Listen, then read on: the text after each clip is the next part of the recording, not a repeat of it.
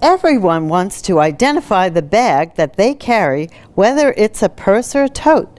So here's a quick and easy project that you can make with the new PE-500 and the included starter pack of thread and stabilizer. When you bring your new PE-500 home from the store, the first thing you're going to want to do is, of course, embroider something. Well, take the machine out of the box and make sure that your embroidery arm has been connected to the machine.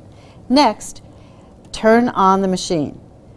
Okay, so once your machine turns on, you're going to see some different messages. In this case, we'll get the message that the carriage of the embroidery unit will move. So we press the OK button. Once you're ready to embroider, all you have to do is thread the machine. Be sure to have the thread follow the numerically marked threading path.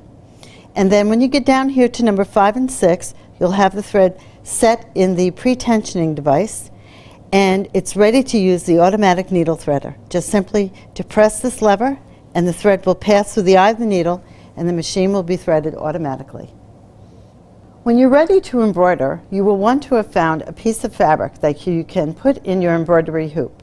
For this project, we found a woven piece of fabric. Anything will do that you found in your house. Remember, you want the fabric to be placed in the hoop and you want to have used the adjustment screw to tighten the hoop so the fabric, when tapped, is kind of like the top of a drum.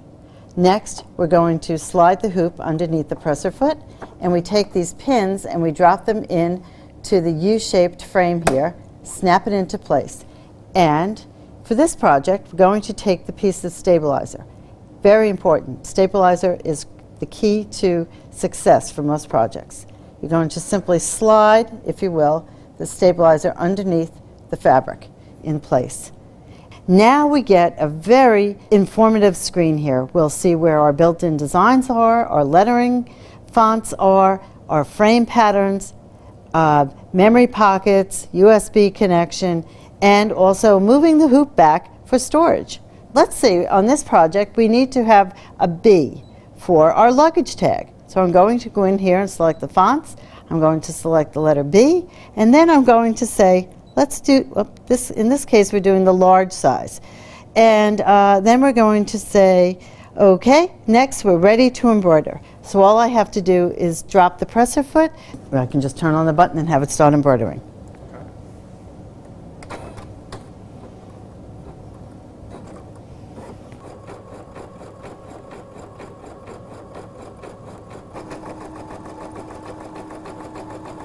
It's almost going to be, it's going to stop.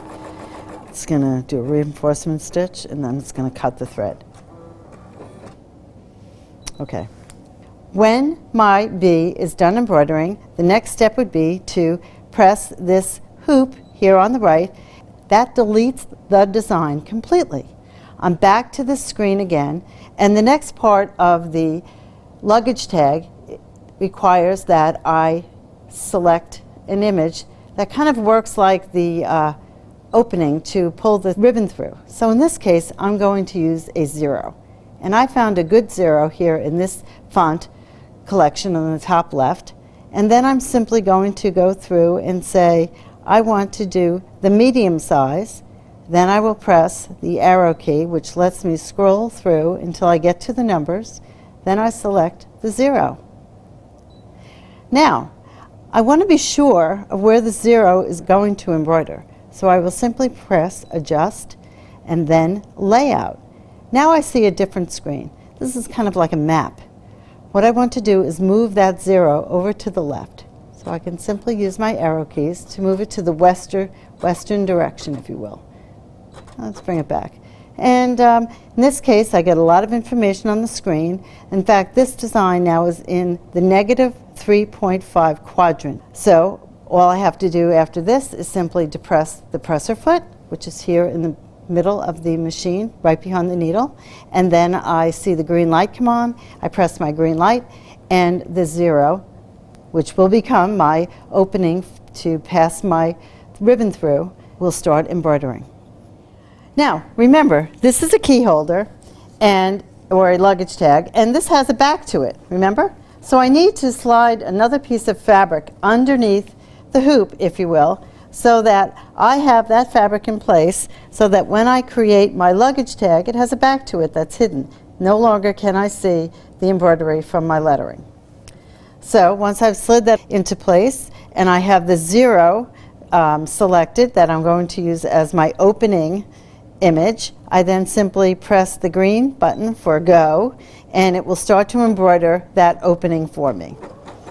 It'll go around in the circle doing a satin stitch. When it's all done, it will of course do another reinforcement stitch for me so that the stitching will not unravel.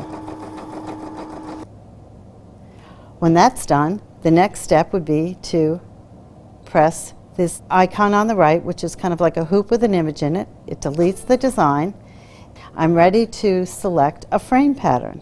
Here are the frame patterns. There's 10 different shapes. I'm going to scroll through. You see diamonds and ovals and squares. I'm going to select the rectangle, and then I'm going to select the satin stitch. Now if I wanted to, I could keep scrolling through because I have another luggage tag that I had some vine work on as well. So I would have selected number 8, and then I would have embroidered that, and then I would have gone back when it was done, and I would have selected the number 2 satin stitch. And again, remember, the sizing is important. Here's the frame, but I think it needs to be a little bit bigger. So I'm going to press layout, and then I have a new button here, layout and size. Next to it, I'm going to press the size, so that becomes darkened, and that means I can adjust the size of my design. I can make it larger or smaller. So in this case, I'm going to make it as large as possible. And just to check to be sure that everything was properly placed, I can depress this icon. It kind of looks like it's a dotted line with an arrow at the end to make a square. And that's kind of the tracing mechanism. That will trace out the design for me, and I can see exactly where the embroidery will take place. Another helpful button here also are these 2 little squares, and believe it or not, they're very small and they're hard to really see, but they have little dots. One of them that's darkened now has a dot in the center. That means that where my needle is placed right now is in the center of that embroidery area, right there. If I had depressed this other button here on the right, the little dot is in the lowest left-hand corner. So now it brings the dot down to this point in the embroidery. And so if I was adding some lettering, this would be very helpful because it would be telling me where the start of my embroidery was going to take place. And again, I could press the trace button and it would trace from that lowest left-hand corner all the way around in a square. But we've made lots of great decisions here, so the final step would be to simply make sure the presser foot is lowered and then press the green button for go, and I will embroider the rest of that frame. I've got my green light on the start and stop button, so I'm ready to just press that in, and it will go around the shape of the rectangle. And when I'm all done, after about 7 or 8 minutes, my project has been completed, and I have this great looking luggage tag. And everybody will want to know where I got that handy luggage tag with my own initials on it. I got it with my new Brother PE-500.